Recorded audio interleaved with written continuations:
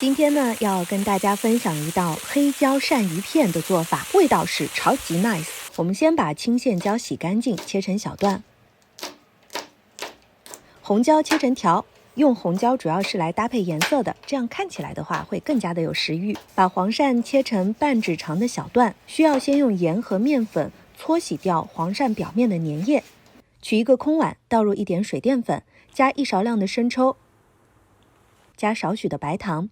一点点的醋，倒入3勺量的清水，搅拌均匀，这个料汁儿就调好了。锅内倒油，放入处理好的鳝鱼片炒制，炒到鳝鱼片变色了，就放入蒜片翻炒。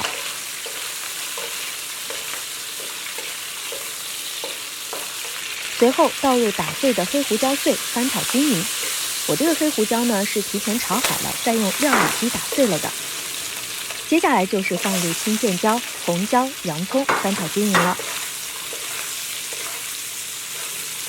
等洋葱变透，倒入调好的料汁儿，翻炒均匀就可以出锅了。这道黑椒鳝片就做好了，香浓的黑椒香味，吃起来是微微辣的，开胃又好吃哦。